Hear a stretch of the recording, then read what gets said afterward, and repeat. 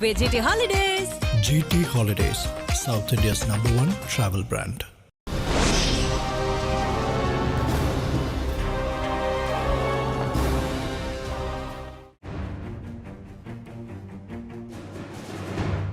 மத்திய கிழக்கில் இன்று நடைபெற்றுக் கொண்டிருக்கின்ற கடுமையான யுத்தத்தில் ஈரானுக்கு அடுத்தபடியாக முக்கியத்துவம் பெற்றுள்ள ஒரு நாடு என்றால் அது இஸ்ரேல் தான். ஈரானுக்கு அடுத்தபடியாக இஸ்ரேலை நோக்கித்தான் அதிக அளவிலான தாக்குதல்கள் நடைபெற்று வருகின்றன. இஸ்ரேல் கிட்டத்தட்ட சிதைக்கப்பட்டு அழிக்கப்பட்டு விட்டதாகவே தமிழ் ஊடகப் பரப்பில் செய்திகள் வெளியாகிக் கொண்டிருக்கின்றன. இஸ்ரேலிய பிரதமர் கொல்லப்பட்டு விட்டதாக கூட பல செய்திகள் தொடர்ச்சியாக வெளிவந்து கொண்டிருக்கின்றன. உண்மை நிலவரம் என்ன? இஸ்ரேலில் இருக்கின்ற எமது செய்தியாளரிடம் இது பற்றி பல விடயங்களை கேட்டிருந்தேன். இஸ்ரேலை நோக்கி ஏவப்பட்டுக் கொண்டிருக்கின்ற ஈரானின் சக்தி வாய்ந்த ஏவுகணைகள் பற்றி கேட்டேன். அங்கு ஏற்பட்டு வருகின்ற சேதங்கள் பற்றியும் உயிரிழப்புகள் பற்றியும் கேட்டேன். இஸ்ரேலிய பிரதமர் பெஞ்சமின் நெதன்யாகு உயிருடன் இருக்கின்றாரா என்றும் அவரிடம் கேட்டேன். ஆச்சரியம் தரக்கூடிய பல விடயங்களை அவர் தெரிவித்தார். இஸ்ரேலின் தலைநகர் ஜெருசலேமில் இருந்து ஐபிசி தமிழின் செய்தியாளர் தாஸ் பென் டேவிட்டுடனான கலந்துரையாடல்தான் இன்றைய உண்மையின் தரிசனம் நிகழ்ச்சி. கடந்த சில நாட்களுக்கு முன்னர் கேட்ட அதே கேள்வியைத்தான் மறுபடியும் முதல் கேள்வியாக கேட்கின்றேன். இஸ்ரேல் அழிக்கப்பட்டுக் கொண்டிருக்கின்றதா, அழிந்து விட்டதா? இந்த கேள்விக்கு பதில் என்னன்னா, சேதங்கள் இருக்கிறதை பார்க்க முடிகிறது.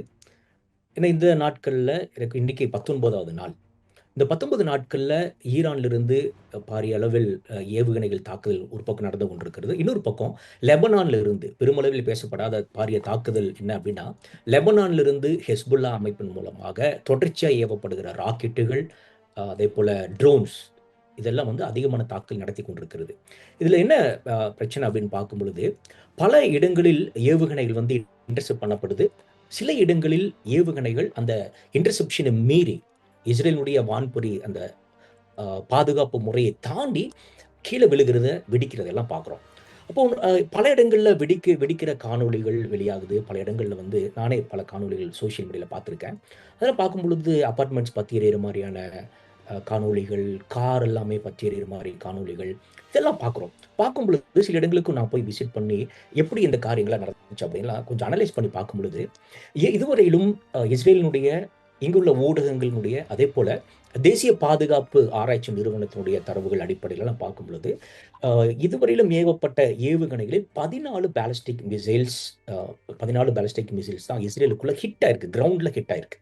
இந்த கிரவுண்டில் ஹிட் ஆயிருக்கு அப்படின்னு சொல்றதுக்கு காரணம் என்ன அப்படின்னா, சேதங்கள் ஏற்பட்டது, உயிர் சேதங்கள் பெருமளவில் ஏற்பட்டிருக்கிற இடங்களும் அதேபோல் பொருள் சேதங்கள் ஏற்பட்டிருக்கிற இடங்கள் தான் வந்து ஐடென்டிஃபை பண்ணப்பட்டது 14 பேலிஸ்டிக் மிசைல்ஸ். இந்த 14 பேலிஸ்டிக் மிசைல்ஸில் 11 பேலிஸ்டிக் மிசைல்ஸ் வந்து கிளஸ்டர் பாம்ப்ஸ் மூலமாக தயாரிக்கப்பட்ட ஏவுகணைகள். அப்போ இந்த கிளஸ்டர் பாம்ஸினுடைய தாக்குதல்கள் வந்து எப்படி நான் கண்ணால் பார்த்த அந்த இடங்கள்ல எப்படி இருந்தது அப்படின்னு பார்த்தீங்கன்னா, ஒரு இடத்துல வெடிக்கும் பொழுது, அதாவது அதை ஆராய்ச்சி பண்ணும் பொழுது இதனுடைய தாக்குதல் முறை எப்படி அமைக்கப்பட்டிருக்கு அப்படிங்கும் பொழுது, இப்போ ஈரானிலிருந்து ஏறக்குறைய 2000 கிலோமீட்டருக்கு மேலே அந்த வான்பரப்பின் வழியாய் இஸ்ரேலினுடைய அந்த எல்லைக்குள்ள அது வரும் பொழுது, அந்த வான்பரப்பு எல்லைக்குள்ள 7 கிலோமீட்டர் வான்பரப்புக்கு மேலே, இஸ்ரேலினுடைய அந்த வான்பரப்புக்கு மேலே 7 கிலோமீட்டருக்கு மேலே வரும் பொழுது இந்த ராக்கெட்டில் உள்ள வார்ஹெட்ஸ் ஓப்பன் ஆகும். அந்த வார்ஹெட்ஸ் ஓப்பன் ஆகி இந்த கொத்து குண்டுகள் அப்படிங்கிற உள்ளுக்குள்ள சின்ன சின்ன அந்த மியூனிஷன்ஸ் குண்டுகள் வந்து அப்படியே இஸ்ரேலுக்குள்ள தெரிச்சு விழுகிறத பார்க்க முடியும். இப்போ அந்த காணொலிகள் வந்து நம்ம இப்போ பார்க்கலாம். அப்போ இது வரும் பொழுது என்ன ஆகுது அப்படின்னு பார்த்தீங்கன்னா, இதனுடைய நோக்கம், ஈரானுடைய நோக்கம் என்ன, ஒரு பாரிய சேதத்தை ஏற்படுத்தணும் அப்படிங்கிறது இதனுடைய மிக முக்கியமான ஒரு நோக்கமாக இருக்கு. இது வந்து விழுகிற இடங்கள் எல்லாம் பார்க்கும் பொழுது என்னன்னா, சேதம் ஏற்படும், ஆனால் பாரிய சேதம் ஏற்படாது.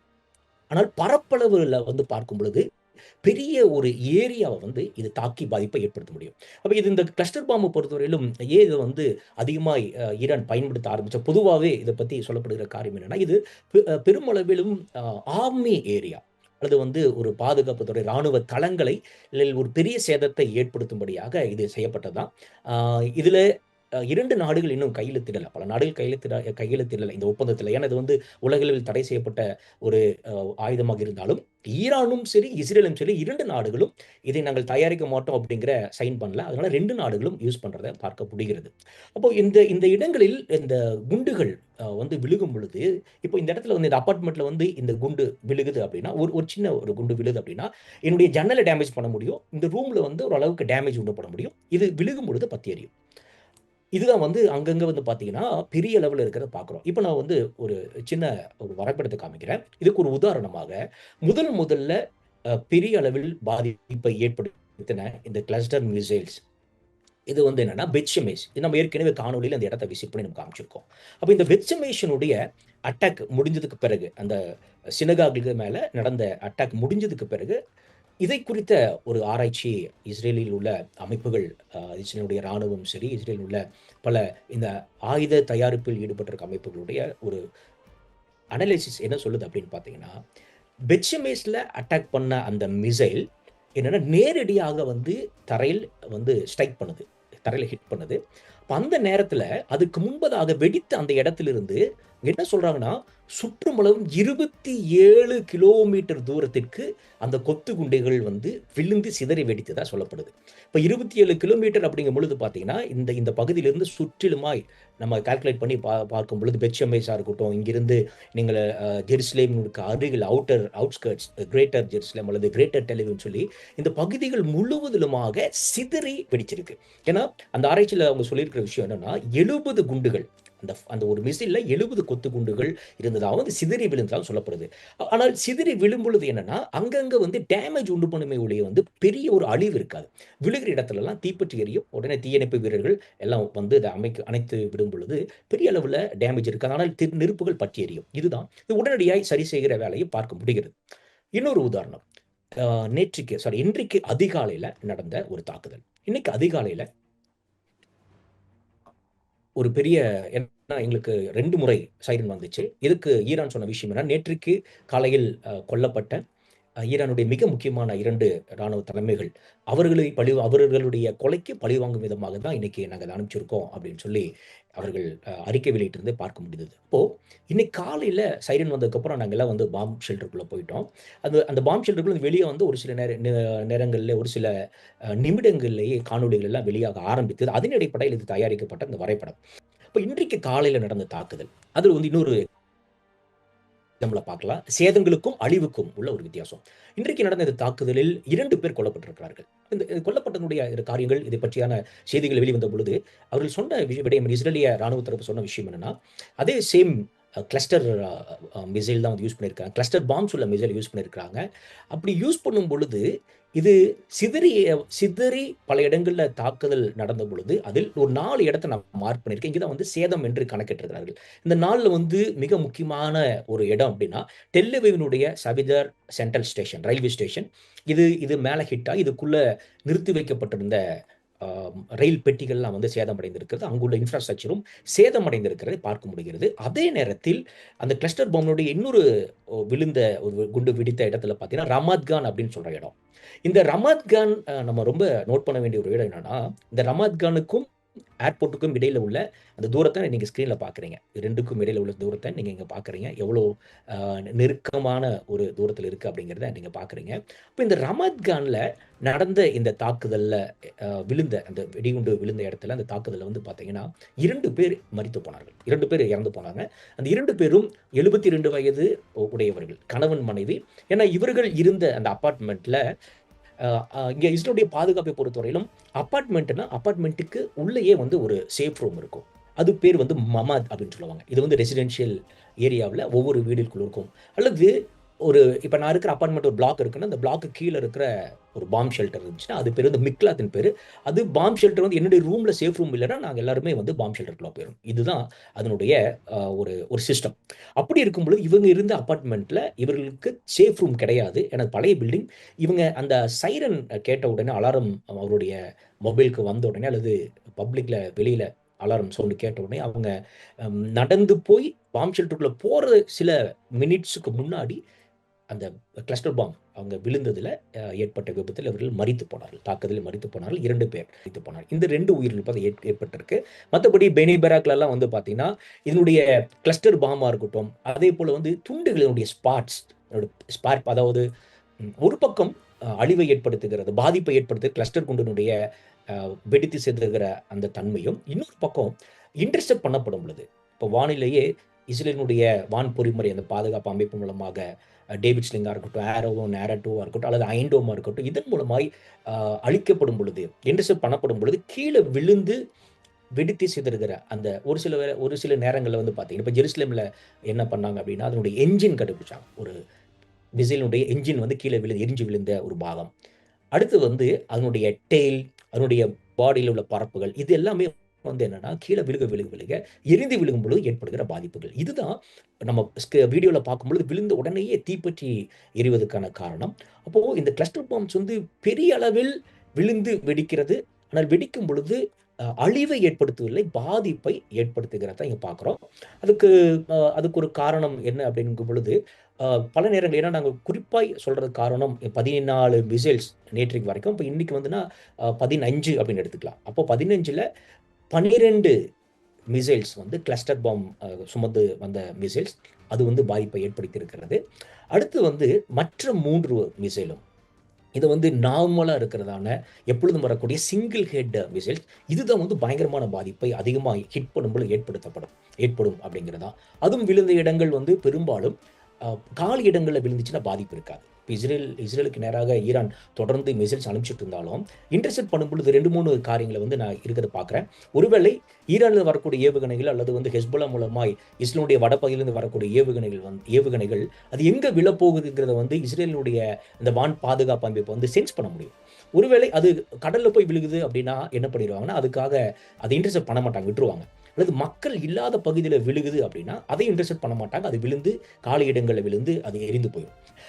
பெருமளவில் ஒரு பாதிப்பை ஏற்படுத்த போகுது அப்படிங்கிற மாத்திரம் தான் இந்த இன்டர்செப்ஷன் பயன்படுத்தப்படுகிறது. அதனால பேரழிவு தடுக்கப்படுகிறது, பாதிப்போடு நின்று விடுகிறது.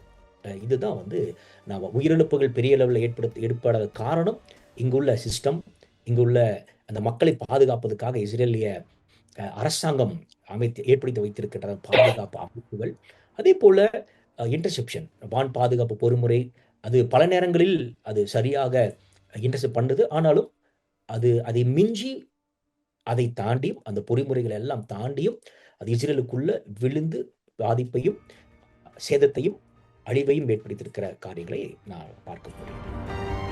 ஈரான் பலவிதமான பாலிஸ்டிக் ஏவுகணைகளை இஸ்ரேல் மீது தொடர்ந்து ஏவி வருகின்றது. கிளஸ்டர் மிசைல்ஸ், ஹைப்பர்சானிக் மிசைல்ஸ் என்று விதமான ஏவுகணைகள். ஆனாலும் இஸ்ரேலில் ஏற்பட்டுள்ளதாக கூறப்படுகின்ற உயிரிழப்புகள் மிகவும் குறைவானதாகவே கூறப்பட்டு வருகின்றன.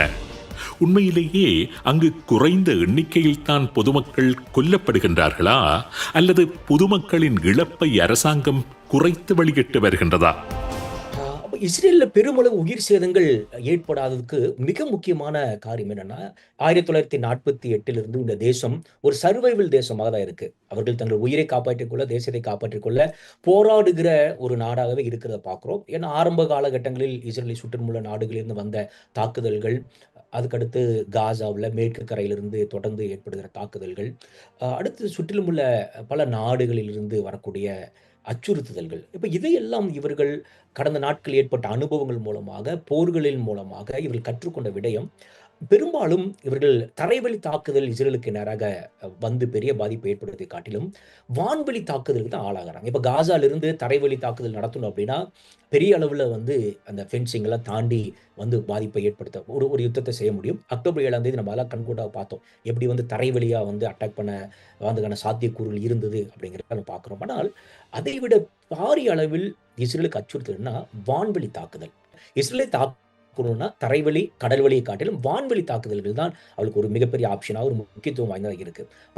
அதன் அடிப்படையில் தான் கடந்த காலங்களில் 1947 இருந்து இவர்கள் தொடர்ச்சியாக தாக்குதலை நடத்தி கொண்டிருக்கும். இஸ்ரேல் இதிலிருந்து எப்படி நாட்டையும் மக்களையும் பாதுகாக்க வேண்டும், உயிரிழப்புகளை பாரிய அளவில் தடுக்க வேண்டும் என்பதற்காக இவர்கள் ஏற்படுத்தின அந்த சிஸ்டம் தான் இன்னைக்கு இவ்வளவு கடினமான தாக்குதல்களுக்கு மத்தியிலும் மக்களை பாதுகாக்குது.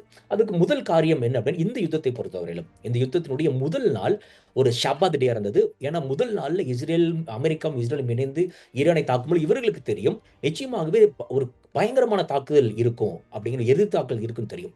அந்த நாள்ல இஸ்ரேலை பொறுத்தவரையிலும் மக்கள் யாருமே வெளியே இருக்க மாட்டாங்க.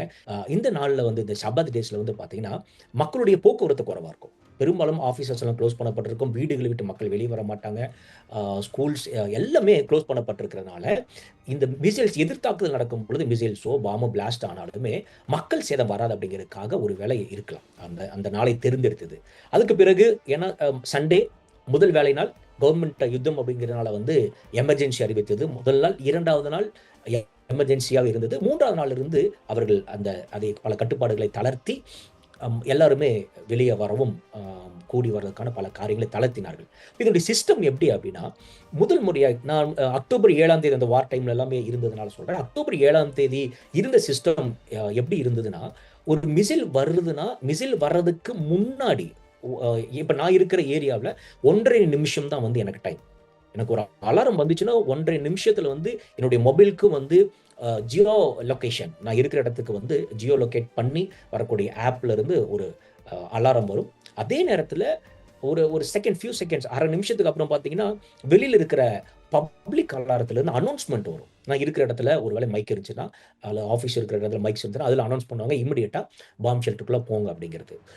ஆனால் அந்த தாக்குதல், ஹமாஸினுடைய தாக்குதலில் இவர்கள் கற்றுக்கொண்ட பாடம் என்னன்னா, மக்கள் 1.5 நிமிடத்தில் இவர்கள் போகும் பொழுது நிறைய பேர் வந்து வயதானவர்கள், டிசேபிள் பர்சன்ஸ்லாம் வந்து காயமடைகிறதையும் அவர்கள் வந்து உயிரிழப்பு ஏற்படுகிறதையும் அறிந்ததுனால என்ன பண்ணாங்கன்னா, அதுக்கப்புறம் ஹெஸ்புல்லாவுடைய தாக்குதல் ஆரம்பித்த அந்த காலகட்டங்களையும் சரி, ஈரானோடு நடந்த 12 நாள் யுத்தத்திலையும் சரி, 30 நிமிடத்துக்கு முன்பதாகவே இன்றைக்கு இந்த யுத்தத்தில் இந்த 19 நாட்கள் ஆனாலுமே இதுவரையிலும் அஃபிஷியலி வந்திருக்கிற செய்திகள் என்னன்னா, 16 பேர் தான் உயிரிழந்திருக்கிறார்கள். 3000க்கு மேற்பட்டவர்கள் காயமடைந்திருந்தாலும் 16 பேர் தான் உயிரிழப்புகள் ஏற்பட்டிருக்கிறது. இதுக்கு இப்போ இதனுடைய மிக முக்கியமான காரியம் தான் இப்ப நான் சொல்ல போற விஷயம். ஈரானிலிருந்து மிசைல் அங்கிருந்து புறப்பட்ட உடனேயே 15 நிமிஷம் தான். ஒரு பாலிஸ்டிக் மிசைல் இஸ்ரேலுக்குள்ள வர்றதுக்கு டிராவலிங் டைம் 15 நிமிஷம்.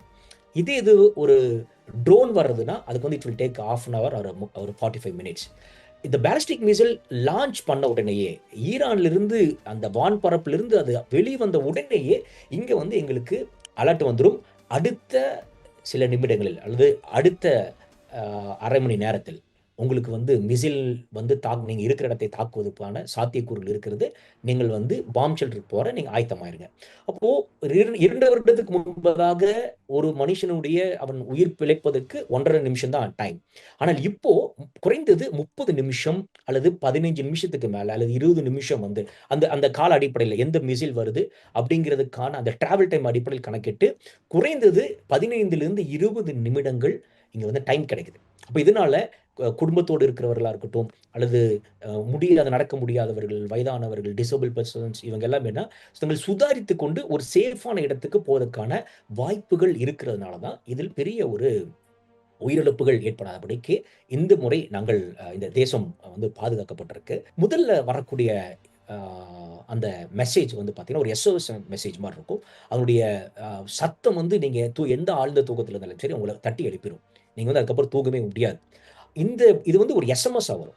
வாட்ஸ்அப் நீங்க வந்து டேட்டாவ ஆஃப் பண்ணி வச்சிருந்தாலும் சரி, மொபைல சைலன்ட் மோட்ல வச்சிருந்தாலும் சரி, இந்த மெசேஜ் வந்து உங்களை எழுப்பிரும். அதுதான் வந்து நான் சொன்னது போல 15 நிமிஷமோ, 20 நிமிஷமோ, சில நேரத்தில் 30 நிமிஷத்துக்கு முன்கூட்டியே வரக்கூடிய அலர்ட். இதுல வந்து நம்ம ப்ரிப்பேர் ஆயிரணும். அதற்கு அடுத்து வந்து பார்த்தீங்கன்னா, இங்க உள்ள சஃபார் அப்படிங்கிற ஒரு ஆப். இந்த ஆப்ல வந்து இந்த மிசைல் வந்து எந்த இடங்களில் விழுவதற்கான வாய்ப்புகள் இருக்குங்கிறது வரும். இதுதான் வந்து இப்போ வந்து அட்வான்ஸ்டா என்ன பண்ணியிருக்காங்க அப்படின்னா, இப்போ நார்த்ல வருதுன்னு வச்சுக்கோங்களேன். இஸ்ரேலுடைய வடபகுதியில இந்த மிசைல் வந்து விழப்போகுது அப்படின்னா, நாங்க வந்து இப்போ இஸ்ரேலுடைய சென்ட்ரல் இஸ்ரேல் இருக்கிற வந்து நாங்க பயப்பட தேவையில்லை. ஏன்னா இது வந்து அடுத்த கட்ட எச்சரிப்பு கரெக்டா வந்து எந்த இடத்துல விழப்போகுதுங்கிற ஒரு அப்ராக்சிமேட் ஒரு கால்குலேஷன் வந்து அத காமிச்சிடும். அப்போ எனக்கு ஒரு ஆப்ஷன் இருக்கு. ஒருவேளை நார்த்ல வந்து இந்த மிசைல் விழப்போகுது. சென்ட்ரல் இருக்கிற நான் வந்து பாம் ஷெல்டர்ல போலாமா வேண்டாமா எனக்கு டிசிஷன் எடுக்க டைம் இருக்கு. ஓகே. அடுத்து இந்த நான் இருக்கிற இடத்தை நோக்கி இந்த மிசைல் வருது அப்படின்னா அடுத்த கட்டத்தில் வந்து என்ன வரும்னா, எனக்கு இன்னொரு மெசேஜ் வரும். நீ இருக்கிற இடத்துல இதுதான் வந்து ரொம்ப முக்கியமா இருக்கும். நான் அதுவும் வந்து உங்களுக்கு ஸ்க்ரீன்ல நாங்க வந்து உங்களுக்கு ஒரு இதில் காமிக்கிறோம். என்ன அப்படின்னா, இப்போ ஜெருசலேம் இங்க இருக்கும். இப்போ இந்த மாதிரியான ஒரு இது இருக்கும். நம்ம ஸ்க்ரீன்ல இன்னும் தெளிவா காமிக்கிறோம். Rocket and missile fire in your area. Time of arrival to the protected room. 1 1/2 minutes enter the protected space. இது வந்து என்னன்னா, ஒருவேளை கன்ஃப்யூஷன்ல இருக்கான்னு வச்சுக்கோங்களேன். மிசைல் வருது, அலர்ட் வந்துருச்சு. அடுத்து வந்து இந்த ஆப்ல இருந்து எந்த இடத்துல விழுக போகுதுங்கிறது எல்லாமே வந்துட்டு இருக்கும் பொழுது, நான் எனக்கு உயிர் ஆபத்தா அப்படிங்கிறப்போ, எனக்கு துல்லியமாக நான் இருக்கிற பகுதியை குறிப்பிட்டு ஜெருசலேம் சென்டரோ, ஜெருசலேம் சவுத்தோ அல்லது ஜெருசலேம் நார்த்தோ அப்படின்னு சொல்லி அந்த பகுதிக்கு அலாரம் வரும். நீங்க பாம்ப் ஷெல்டருக்குள்ள போயிடலாம் அப்படிங்கும் பொழுது, இதிலிருந்து தான் 1 1/2 நிமிஷம். அப்போ உங்களுக்கு ஒரு டைம் ஸ்பேன் வந்து அலாரம் மிசைல் அது மிசைலாக இருக்கட்டும், ட்ரோன்ஸாக இருக்கட்டும், இவர்கள் வரக்கூடிய டிராவல் டைமை கணக்கிட்டு இவர்கள் ஒரு கால இடைவெளி தரக்கிறதுனால மக்கள் வந்து பாதுகாப்பான பகுதிகளுக்குள்ள போக வாய்ப்பு இருக்கிறது. பெரும்பாலும் இஸ்ரேலினுடைய பப்ளிக்கு பொறுத்தவரையிலும் இங்கு உள்ள பஸ் ஸ்டாண்ட்ஸாக இருக்கட்டும் அல்லது இங்கு உள்ள ஏர்போர்ட் அல்லது இங்கே இருக்கின்றதான ரயில்வே ஸ்டேஷன்ஸ் எல்லாமே பார்க்கிங் ஏரியாஸ் வெளியில் எல்லாமே நீங்கள் வந்து பார்த்தீங்கன்னா பாம் ஷெல்டராக தான் இயங்கும். வெளியில் போயிட்டு இருந்தால் கவலை இல்லை. இதனால் பாரிய அளவில் இந்த ஒரு பாதுகாப்பு முறை மக்கள் மேல தாக்குதல் வரக்கூடாது, மக்கள் இதில் சிக்கிவிடக்கூடாது என்பதற்காக இதனுடைய பாதுகாப்பு கட்டமைப்பு மிகவும் ஒரு ஸ்ட்ராங்கான அமைப்பாக இருக்கிறதுனால தான் உயிரிழப்புகள் தடுக்கப்பட்டன. முக்கியமாக இஸ்ரேலிய பிரதமர் பெஞ்சமின் நெத்தனியாகு தொடர்பாக வெளிவந்து கொண்டிருக்கின்ற செய்திகள் பற்றி கேட்டேன். நெத்தனியாகு கொல்லப்பட்டு விட்டதாக சமூக ஊடகங்கள் கிட்டத்தட்ட முடிவே செய்துவிட்டன. உண்மை என்ன என்று இஸ்ரேலில் இருக்கும் எமது செய்தியாளரிடம் கேள்வி எழுப்பினேன். இஸ்ரேலை பொறுத்தவரையிலும் ஒரு சின்ன நாடு. இப்போ இந்தியாவில் உள்ள மேகாலயா காட்டில் சின்ன ஒரு குட்டி நாடு. இதில் வந்து நான் ஜெருசலேமில் இருக்கேன். நத்தனியோட ஆஃபீஸ் ஏற்கனவே நம்ம ஒரு காணொலி பண்ணியிருந்தோம். அதை தாண்டி தான் வந்து ஒவ்வொரு நாளும் நாங்கள் கிராஸ் பண்ணுற இடம் அதுதான். இன்னும் டெல்லிவியில் வந்து அஃபிஷியலான இன்னொரு வேற இடம் இருக்கலாம். ஆனால் ஜெருசலேமுக்குள்ள ஒரு மிசைல் விழுந்து அல்லது ஜெருசலேமுக்குள்ள ஒரு பாரிய அவருடைய வீடு தாக்கப்பட்டது என்றால் அதை வந்து மறைக்க முடியாது. நத்தன்யாகு நினைச்சாலும் மறைக்க முடியாது. நத்தன்யாவுடைய கவர்மெண்ட் அவர் பிரைம் மினிஸ்டருடைய அரசாங்கம் நினைத்தாலும் மறைக்க முடியாது. ஏன்னா இஸ்ரேல் இந்த அக்டோபர் 7 முன்பதாக நம்ம நிறைய காணொலிகள் பார்த்துருக்கலாம், செய்திகளில் பார்த்துருக்கலாம். நத்தன்யாவுக்கு எதிரான இப்பொழுது இருக்கின்ற அரசாங்கத்துக்கு எதிரான அதிருப்தியாளர்கள் லட்சக்கணக்காக இருக்கிறாங்க. இங்க வந்து ஒரு பக்கம் வெளியில நம்ம பார்க்குற செய்திகள் எல்லாமே வந்து இஸ்ரேலுக்கு வெளியிலிருந்து வரக்கூடிய அச்சுறுத்தல்களும், இஸ்ரேலுக்கு வெளியிலிருந்து வரக்கூடிய தாக்குதல்களும் பார்க்குறோம். ஆனால் இஸ்ரேலுக்குள்ள வந்து பல பிரச்சனைகள் நடந்து கொண்டிருக்கிறது. இஸ்ரேலுடைய அரசுக்கு எதிராக, இங்குள்ள நீதித்துறைக்கும் அரசாங்கத்துக்கும் எதிராக இப்படி வந்து இடையில பெரிய பிரச்சனைகள்லாம் போயிட்டு இருக்கு. ஒருவேளை நத்தன்யாவுடைய வீடு தாக்கப்பட்டிருக்கும் என்றால், அவருடைய அலுவலகம் தாக்கப்பட்டிருக்கும் என்றால், இது உடனடியாக வெளிச்சத்துக்கு வரும், வெளியே வரும். இங்க வந்து இஸ்ரேல்ல வந்து இருக்கிற செய்தி நிறுவனங்கள், ஒரு சில செய்தித்தாள்கள் வந்து கடுமையாக ஒரு உதாரணம் சொல்றேன், பேரை சொல்றேன். ஹாஹாரேட்ஸ் அப்படிங்கிற ஒரு செய்தித்தாள். இந்த செய்தித்தாள் கடுமையாக நத்தன்யாகு விமர்சிக்கும். நத்தன்யாகுவா இருக்கட்டும், எந்த கவர்மெண்ட் வந்தாலும் அவர்கள் இஸ்ரேலுக்கு இவர்கள் வந்து சரியான செய்தியை கொண்டு போகணும் அப்படிங்கிறதுக்காக செயல்படுகிற ஒரு நியூஸ் பேப்பர் ஹாஹாரேட்ஸ். அதுல பாத்தீங்கன்னா எந்த அளவுக்கு இந்த பேப்பர் வந்து செய்திகளை வெளியிடும் அப்படிங்கிறதுக்கு ஒரு உதாரணம், இஸ்ரேலிய அரசாங்கம் ஹமாஸ் இஸ்ரேலுக்கு இடையே நடந்த இந்த யுத்தத்தின் போது இவர்கள் வெளியிட்ட செய்தியின் மூலமாக பாதிக்கப்பட்டு, ஏன்னா எல்லாமே வந்து ஒன் சைடா இருக்காது. இஸ்ரேல் இந்த கவர்மெண்ட் பண்றது எல்லாமே சரி அப்படிங்கிறதும் செய்திகள் இருக்காது. இவர்கள் கடுமையாக இங்கு நடக்கிற உள்நாட்டில் இருக்கிற பிரச்சனைகள் எல்லாம் வெளியே கொண்டு வருவதனால இதை தடை செய்ய வேண்டும் என்கின்ற அளவுக்கு இப்பவும் வந்து இஸ்ரேலுடைய கெனசெட்ல இந்த செய்தித்தாளுக்கு எதிரான ஒரு பெரிய விவாதம் போய் கொண்டிருக்கிறது. எப்ப வேணுமானாலும் இதை பேன் பண்ணலாங்கிற மாதிரி. அப்ப அப்படிப்பட்ட செய்தி நிறுவனங்கள் அங்கே இஸ்ரேல் இருக்கும் பொழுது நெத்தன்யாகு கொல்லப்பட்டாலோ, காயமடைந்தாலோ அல்லது அவர் குடும்பத்தினர் தாக்கப்பட்டாலோ, அவருடைய அலுவலகம் தாக்கப்பட்டாலும் மறைக்க முடியாது. எல்லாமே பார்க்குற மாதிரி தான் இருக்கும். இப்போ நீங்கள் ரோட்ல போனாலே பார்க்கலாம். நான் அந்த காணொலியில் காண்பித்த அந்த ரோடாக இருக்கட்டும், நீங்கள் ஈஸியாக பார்க்க முடியும். எதுவுமே மறைக்க முடியாது. ஒருவேளை இவர்கள் மறைத்தாலும் அதிருப்தியாளர்கள் வெளியே கொண்டு வந்து விடுவார்கள். இங்கு உள்ள சில செய்தி நிறுவனங்கள், இப்போ அரசாங்கத்தை எதிராக வலதுசாரி இடதுசாரி அப்படி இருக்கிற மாதிரி இங்குள்ள செய்தி நிறுவனங்களும் அதை வெளியே கொண்டு வந்து விடும். நேற்றுக்கு ஒரு காணொலி இஸ்ரேலில் வெளியே இருந்தது. எனக்கு அதில் பார்க்கும் பொழுது இஸ்ரேலுக்கான அமெரிக்க தூதர் மைக் ஹக்கபேயும் இஸ்ரேலிய பிரதமரும் இணைந்து வெளியிட்ட ஒரு காணொளி வெளியா இருக்கிறது. அதுல அதை நீங்க பார்க்கலாம். அது இந்த நாடு வந்து இப்போ ஒரு பெரிய யுத்தத்தில் இருக்கிறது. அமெரிக்காவோடு அவர் தொடர்பு கொள்ளணும். அதேபோல உள்நாட்டு விவகாரங்களை கவனிக்கிற இராணுவத்தினரோடு அவர்கள் தொடர்பு கொள்ளணும், உளவுத்துறையோடு தொடர்பு கொள்ளணும். கட்டளை ஏன்னா இஸ்ரேலை பொறுத்தவரையிலும் இப்ப நேற்றைக்கு ஒரு செய்தி வந்துருக்கு. நேற்றைக்கு மதியத்துக்கு மேல ஒரு செய்தி வந்திருக்கு. என்ன அப்படின்னா, இஸ்ரேலுடைய இராணுவமா இருக்கட்டும், இஸ்ரேலுடைய விமானப்படையாக இருக்கட்டும், ஒரு தேசத்தினுடைய மிக முக்கியமான ஆளுமைகளை அல்லது தலைமைகளை அழிக்க வேண்டும் என்றால், அதற்கு முன்பதாக அரசியல் அமைப்பினுடைய அல்லது அரசாங்கத்தினுடைய அனுமதி தேவை. அதுதான். இப்போ ஈரானுடைய உயர்மட்ட தலைவராக இருக்கட்டும், நேற்றைக்கு கொல்லப்பட்ட 2 ராணுவ தலைமைகளாக இருக்கட்டும், இவர்களை வந்து இஸ்ரேலுடைய ஏர் ஃபோர்ஸா இருக்கட்டும் அல்லது மொசாதா இருக்கட்டும், இதில் யாருமே நேரடியா போய் தங்களுக்கு தோணியபடி கொலை செய்ய முடியாது, அழிக்க முடியாது. அப்படி செய்வதற்கு முன்பதாக இஸ்ரேலுடைய அரசாங்கத்தினுடைய ஒப்புதல் வேண்டும். அப்போ அப்படி இருக்கும் பொழுது ஒருவர் நெத்தன்யாகு உயிரோடு இல்லை என்றால், நேற்றைக்கு நடந்த 2 அந்த தலைமைகளுக்கு எதிரான தாக்குதலாக இருக்கட்டும், அதற்கு முந்தின தினங்களில் மிக பாரிய அளவில் ஈரானுக்குள்ள நடக்கிறதான தாக்குதல்கள், இதில் பல கமாண்டர்ஸால் அழிக்கப்பட்டிருக்கிறாங்க. இது இன்னொரு பக்கம் வந்து ஹெஸ்புல்லாவுக்கு எதிராக நடக்கிற தாக்குதலையும் மிக முக்கியமான தலைமைகள் கொல்லப்பட்டிருக்கிறது. அப்போ நெத்தன்யாகு மறைந்திருந்தால் கமாண்ட் கொடுக்க முடியாது.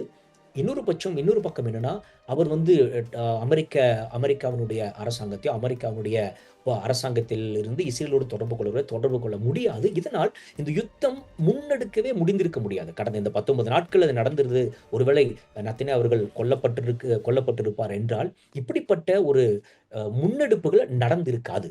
ஏன்னா இது வந்து அவர் மூலமாக தான் அந்த கட்டளை மையம் என்று சொல்லும் பொழுது, நெத்தன்யாகு அவருடைய அனுமதி இல்லாமல் இதெல்லாம் நடைபெறாது. ஆனால் இவர் வந்து கொல்லப்படலாம். ஒரு மனிதன் தானே, கொல்லப்பட வாய்ப்பு இருக்கிறது, தாக்குதல் நடத்த வாய்ப்பு இருக்கிறது. ஆனாலும் இப்பொழுது உள்ள செய்திகளும் இஸ்ரேலில் நாங்கள் பார்க்கிற விடயங்கள், தரவுகள் அடிப்படையில் நெத்தன்யாகு உயிரோடு இருக்கிறார் என்பதுதான் உண்மை.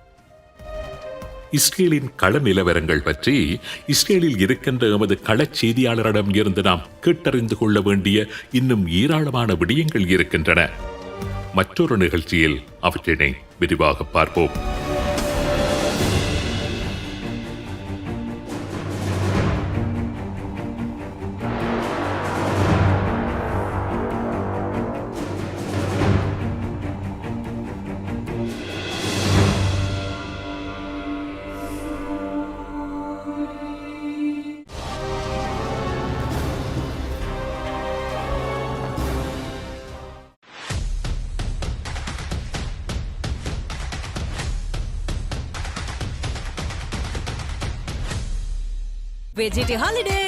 GT Holidays, South India's #1 travel brand.